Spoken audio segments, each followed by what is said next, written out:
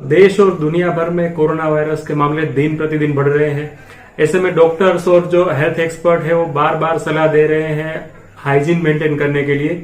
Hygiene में भी खास करके दोस्तों जो हैंड हाइजीन है, हाथों की सफाई, उसका खास ध्यान रखने के लिए प्रेशर किया जा रहा है, क्योंकि ज्यादातर जो संक्रमण है वो हाथों से ही फैल रहा है।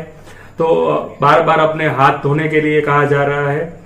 लेकिन अगर आप ऑफिस में है या फिर अपने ट्रैवल कहीं भी कर रहे हैं तो ये पॉसिबल नहीं होता कि आप हर जगह साबुन और पानी कैरी करके जाइए। अगर आप ऑफिस में हैं तो आप बार बार अपने वॉशरूम में नहीं जा सकते हाथ धोने के लिए, या फिर अगर आप ट्रैवल कर रहे हैं तो भी आप पॉसिबल नहीं है कि बार बार अपने हाथ धोए। तो ऐसे में ज्यादातर लोग हैंड सैनिटाइजर का यूज कर रहे हैं। अब तक तो क्या था दोस्तों कि जो डॉक्टर्स और हेल्थ एक्सपर्ट थे वही सिर्फ इसका हैंड सैनिटाइजर का यूज करते थे, लेकिन अब तो कुछ सेवाभावी संस्थाएं और सरकार भी मुफ्त में ये हैंड सैनिटाइजर बांट रहे हैं। तो लोग धड़ल्ले से इसका यूज कर रहे हैं बिना कुछ जाने कि इसके क्या परिणाम होंगे। दोस्तों हाल ही में ऑस्ट्रेलिया की एक यूनिवर्सिटी है जिसका नाम है यूनिवर्सिटी ऑफ मेलबर्न। तो इस यूनिवर्सिटी ने एक रिसर्च की है जिसमें उसने ये बताया है कि बार बार अगर आप हैंड सैनिटाइजर का यूज करते हैं, अगर आप ज्यादातर हैंड इसका यूज करते हैं तो इसके क्या क्या दुष्परिणाम आ सकते हैं। दोस्तों चलिए बात करते हैं इसके बारे में कि हैंड सैनिटाइजर का ज्यादा इस्तेमाल करने से, बार बार इस्तेमाल करने से क्या क्या नुकसान आपको हो सकते हैं। अगर आप ये सोचते हैं कि सैनिटाइजर की सिर्फ एक बूंद आपकी हाथों को जो जंतुओं से मुक्त करने के लिए काफी है तो आप गलत है, क्योंकि बाजार में मिलने वाले ज्यादातर सैनिटाइजर है उसमें अल्कोहल की मात्रा 60% के आसपास रहती है, जो कि बैक्टीरिया को या जर्म्स को पूरी तरह मारने के लिए पर्याप्त नहीं है। तो आपको ऐसे सैनिटाइजर्स का यूज करना चाहिए जिसमें अल्कोहल की मात्रा कम से कम 70% या 75% हो। मैं जिसका यूज करता हूं ये डेटॉल का सैनिटाइजर है। इसमें अल्कोहल की मात्रा है लगभग 72 से थोड़ी ज्यादा। और इसके अलावा दोस्तों एक बात खास ये कि जो सैनिटाइजर होता है वो आपके हाथों को साफ नहीं करता, वो सिर्फ बैक्टीरिया और जंतुओं को मारता है, वायरस को मारता है, वो भी तब जब आपके हाथ साफ हो। अगर आपके हाथों पर डस्ट या फिर धूल, मिट्टी, इसके अलावा अगर ऑयल या फिर ग्रीस ऐसा कुछ चिकना पदार्थ लगा हुआ है तो आपके हाथ जो है वो पूरी तरह से सैनिटाइज नहीं होंगे, आपके हाथ पूरी तरह से जंतु मुक्त नहीं होंगे। क्योंकि दोस्तों होता यह है कि जब आपके हाथों पर धूल, मिट्टी या फिर ग्रीस या ऑयल लगा होता है तो उसकी एक परत बनी होती है और जो बैक्टीरिया, वायरस या फिर जो जर्म्स है इसके पीछे छुपे होते हैं। तो अगर आप ऐसे टाइम पे अपने हाथ जो है वो सैनिटाइजर से धोने की या साफ करने का प्रयत्न करेंगे तो ऊपर से जो जर्म होंगे वो मर जाएंगे, लेकिन वो जर्म्स, वो वायरस जो इस परत के पीछे छुपे होंगे उसको ये सैनिटाइजर मारने में सक्षम नहीं है। तो मेलबर्न यूनिवर्सिटी की रिसर्च के अनुसार सैनिटाइजर में एक केमिकल होता है जिसका नाम है ट्राइक्लोसन। जब आप इस सैनिटाइजर का यूज करते हैं तो जो ट्राइक्लोजन है उसको आपकी बॉडी के द्वारा, आपकी स्किन के द्वारा एब्जॉर्ब कर लिया जाता है। तो ये जो केमिकल होता है वो आपकी त्वचा में चला जाता है। अगर आप बार बार इस सैनिटाइजर का यूज करते हैं तो ये केमिकल आपकी त्वचा के द्वारा आपके रक्त में यानी कि आपके ब्लड में पहुंच जाता है। जब ये ट्राइक्लोसन आपके ब्लड में पहुंचता है तो आपकी जो मांसपेशियां है उसकी कार्य प्रणाली, उसके कोऑर्डिनेशन में ये जो है वो प्रॉब्लम क्रिएट करता है और आपकी जो मांसपेशियां है वो ठीक तरीके से काम नहीं कर पाती। इसके अलावा भी एक ऐसा रिसर्च है जिसमें ऐसा बताया गया है कि ये सेम जो केमिकल ट्राइक्लोसन है ये बहुत ही पावरफुल एंटीबायोटिक है, वो बैक्टीरिया को मारने में बहुत ही पावरफुल रहता है। तो अगर बार बार आप सैनिटाइजर का यूज करते हैं तो इसकी वजह से जो सामान्य बैक्टीरिया होते हैं, नॉर्मल बैक्टीरिया, वो भी सुपर बग बन जाते हैं। किस तरह से मैं आपको समझाता हूं। अगर बार बार इसका यूज किया जाए तो आपकी बॉडी का जो नेचुरल एंटीबायोटिक होता है उसे ये निष्प्रभावी कर देता है, ये बेअसर हो जाता है।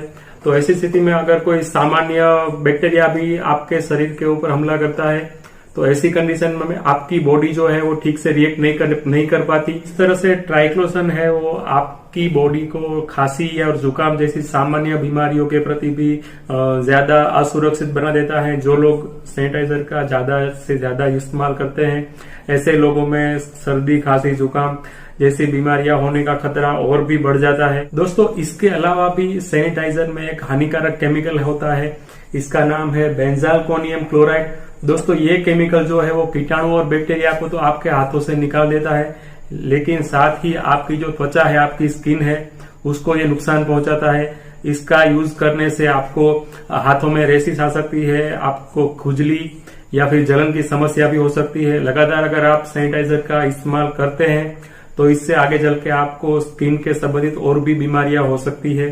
तो इससे बचने के लिए आपको सैनिटाइजर का इस्तेमाल करने के बाद हैंड लोशन लगाने की सलाह दी जाती है। एक और बात आपने नोटिस की होगी कि जब भी आप सैनिटाइजर से आप अपने हाथ साफ करते हैं तो उसके बाद आपके हाथों से धीमी धीमी सी मीठी मीठी सी खुशबू आती है। तो इस खुशबू के लिए एक केमिकल का यूज किया जाता है जिसका नाम है फैथलेट्स। तो जिस भी सैनिटाइजर में खुशबू ज्यादा आती है, मतलब कि जिसमें इस केमिकल का यूज ज्यादा किया गया हो, तो वो केमिकल हमारे लिए बहुत ही नुकसानकारक है, क्योंकि इस केमिकल की वजह से प्रजनन तंत्र में तकलीफें आ सकती है। फेफड़े, लीवर और किडनी, इस सब जो अंग है हमारे बॉडी के, उसमें आगे जाके ये जो केमिकल है वो प्रॉब्लम क्रिएट कर सकता है। दोस्तों एक केमिकल होता है बिस्फेनॉल ए, जिसका शॉर्ट फॉर्म है बीपीए।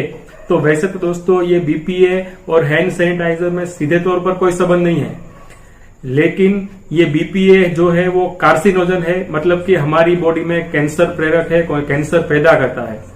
तो जब भी हम हैंड सैनिटाइजर का यूज करते हैं उसके तुरंत बाद हम ऐसी कोई भी चीज को छूते हैं जिसमें बीपीए केमिकल हो, तो उस केमिकल का हमारी बॉडी में घुसने की संभावना है वो 100 गुना बढ़ जाती है। और ये जो बीपीए है खास करके पॉलीकार्बोनेट प्लास्टिक जो होता है उसमें होता है। तो और ये पॉलीकार्बोनेट की जो भी वस्तु है, जैसे कि पानी की बोतल है, पीने के पानी की बोतल, उसमें ये बीपीए होता है। इसके अलावा जो फूड कंटेनर होता है, नाश्ते के जो डिब्बे प्लास्टिक के बने होते हैं, उसमें बीपीए केमिकल होता है। तो अगर हैंड सैनिटाइजर का यूज करने के तुरंत बाद आप ऐसी कोई भी चीज वस्तु छूते हैं तो आपको कैंसर होने का खतरा है। जैसा कि हमने पहले बात की कि हैंड सैनिटाइजर में 60 से लेकर 75% तक अल्कोहल रहता है। तो अल्कोहल जो है एक ज्वलनशील पदार्थ है, बहुत ही जल्दी आग पकड़ लेता है। तो महिलाओं को खास करके जो किचन में खाना पकाती है, गैस के नजदीक रहती है, उनको इसका इस्तेमाल करते वक्त बहुत ही सावधानी रखनी चाहिए। हैंड सैनिटाइजर से अपने हाथ सैनिटाइज करने के बाद कम से कम उसको 15 से 20 सेकंड तक सूखने देना चाहिए। उसके बाद ही वो किचन में जाकर अपना काम कर सकती है, वरना हाथों के जल जाने का खतरा रहता है। इसके अलावा दोस्तों रिसर्च में ऐसा भी सामने आया है कि बार बार इसका यूज करने से जो बच्चे हैं उनको बहुत ही मुश्किलें आ रही हैं। बच्चों की जो इम्यूनिटी है, उसकी रोग प्रतिरोधी क्षमता, उसमें बहुत ही गिरावट देखने को मिली है, उसमें बहुत ही कमी आती है बार बार हैंड सैनिटाइजर का यूज करने की वजह से। तो बच्चों को इससे दूर रखिए। दोस्तों सैनिटाइजर में जो अल्कोहल यूज होता है वो होता है आइसोप्रोपाइल अल्कोहल। दोस्तों ये वो अल्कोहल नहीं जो शराब में यूज होता हो, ये एक जहरीला अल्कोहल है। और अगर बच्चे खेल खेल में इसे निगल जाते हैं तो ये जहरीला साबित हो सकता है और उनकी बॉडी को नुकसान पहुंचा सकता है। इसीलिए जो सैनिटाइजर होते हैं उसके पीछे लिखा होता है कि इसे बच्चों से दूर रखना है। दोस्तों आप जब भी सैनिटाइजर का इस्तेमाल करें कुछ देर के लिए अपनी आंखों को न छुए, क्योंकि सैनिटाइजर का यूज करने के तुरंत बाद अगर आप अपनी आंखों को छूते हैं तो जैसे कि मैंने बताया कि इसमें कुछ जहरीले केमिकल होते हैं, इसकी वजह से आपको आंखों में इन्फेक्शन होने का खतरा रहता है। तो कुछ देर के लिए आप अपनी आंखों को न छुए। दोस्तों अगर आप सैनिटाइजर का इस्तेमाल सोच समझ के करते हैं और उन सभी बातों को ध्यान में रख के करते हैं जिसकी चर्चा हमने आज इस वीडियो में की है, तो सैनिटाइजर एक बहुत ही अच्छा विकल्प बन सकता है। लेकिन जब भी आपके पास साबुन और पानी अवेलेबल न हो, मात्र उस वक्त ही आप सैनिटाइजर का इस्तेमाल कीजिए। तो स्वच्छ रहे, स्वस्थ रहे। मिलते हैं अपने नेक्स्ट वीडियो में, तब तक के लिए गुड बाय, जय हिंद।